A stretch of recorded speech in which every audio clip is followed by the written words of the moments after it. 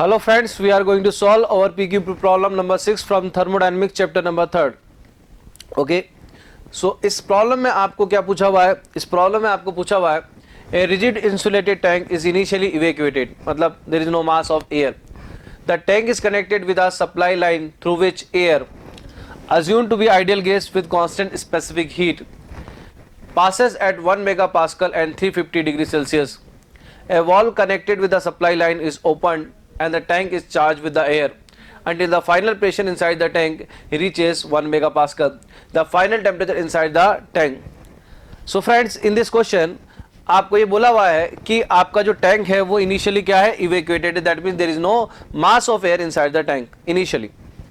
उसके अलावा जब इस टैंक को एक सप्लाई लाइन से जोड़ा जाता है, कनेक्ट किया जाता है, और इस सप्लाई लाइन और इस टैंक के बीच में एक वॉल है, जब इस वॉल को ओपन कर दिया जाएगा तो सप्लाई लाइन से एयर इस टैंक के अंदर एंटर करेगी और फिर दोनों ही साइड प्रेशर सेम होने के बाद एयर एंटर करना बंद हो जाएगी. उस कंडीशन में आपसे पूछा हुआ है कि टैंक के इनसाइड का टेम्परेचर क्या हो जाएगा, और कंडीशन ये दे रखी है कि जो टैंक है वो इंसुलेटेड है और फाइनल टेम्परेचर आपसे पूछा हुआ है. सो इस प्रॉब्लम में बहुत सिंपल है, ये एक अनस्टेडी स्टेट की कंडीशन है. बहुत सिंपल सी बात है कि जितनी एनर्जी यहाँ पर एंटर करेगी वो आपके टैंक की इंटरनल एनर्जी में कन्वर्ट हो जाएगी. जब आप सप्लाई पाइपलाइन से इसको टैंक को कनेक्ट करोगे तो जो टोटल एंथैल्पी है, क्योंकि जब भी कोई चीज फ्लो करती है तो उसकी टोटल एनर्जी उसकी टोटल एंथैल्पी होती है. उसके साथ काइनेटिक एनर्जी को अगर हम ले रहे हैं तो काइनेटिक एनर्जी भी ऐड हो जाएगी, लेकिन अगर हम काइनेटिक एनर्जी को नेग्लेक्ट कर रहे हैं तो टोटल एनर्जी उसकी क्या होगी, टोटल एंथैल्पी होगी. तो whenever the thing flow, whenever the gas flow, the total energy will be equal to enthalpy. Because when we take enthalpy, enthalpy में दो टर्म है, एक तो इंटरनल एनर्जी और एक है फ्लो वर्क. इंटरनल एनर्जी आता है टेम्परेचर की वजह से, फ्लो वर्क आता है प्रेशर के अंदर अगर फ्लूइड फ्लो कर रहा है इस वजह से. सो इसका मतलब सप्लाई लाइन में जो पाइप या फ्लूइड या गैस जो भी फ्लो हो रहा है उसकी टोटल एंथैल्पी क्या है, H. और जब ये जो टोटल गैस है जब टैंक में एंटर करेगी तो इसकी एंथैल्पी इसकी इंटरनल एनर्जी में कन्वर्ट हो जाएगी. सो ये एंथैल्पी इसकी इंटरनल एनर्जी में कन्वर्ट हो जाएगी.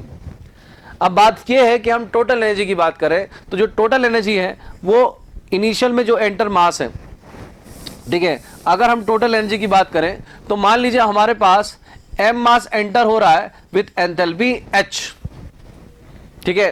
तो आपके जो कंटेनर है उसके अंदर इंटरनल एनर्जी में कितना चेंज आएगा. सपोज आपके पहले इंटरनल एनर्जी अब M2 U2 हो जाएगी और पहले M1 U1 रही होगी, तो ये आपकी इंटरनल एनर्जी हो जाएगी में चेंज. लेकिन इनिशियल में आपका कोई मास नहीं दे रखा क्वेश्चन में, तो M1 0 है और इनिशियली इवैक्यूएटेड है तो इनलेट में जो मास होगा वो M2 के बराबर होगा. तो ये दोनों क्वांटिटी आपस में कट जाएगी. H इक्वल टू किसके बराबर हो जाएगा, U2 के बराबर. तो H जो है वो अपना क्या है, CpT1 है और U2 क्या होगा आपका, CvT2 होगा. तो जब इसको अपॉन करोगे तो T2 की वैल्यू डायरेक्टली हमारे पास क्या आ जाएगी, गामा T1 हो जाएगी, डायरेक्टली गामा T1 हो जाएगी. ओके, इसका मतलब जब इंसुलेटेड इवैक्यूएटेड टैंक में आपकी एयर एंटर करेगी तो उसका टेम्परेचर जब एयर फ्लो कर रही है उसके गामा टाइम्स बढ़ जाएगा. तो T2 will be equal to here gamma of T1.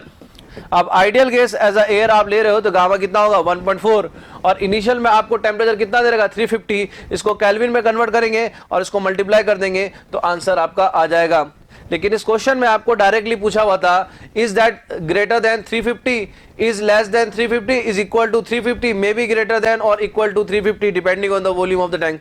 Is not answer correct. The correct answer is A, that is greater than 350, because whenever the air is flowing, it's flowing with the total energy, and in the total energy is known as enthalpy, and in this enthalpy flow work and internal energy both are added.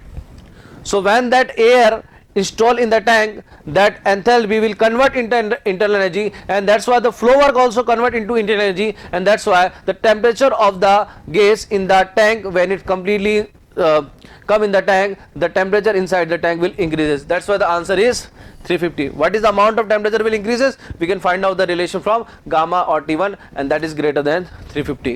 Okay, thank you very much for this question.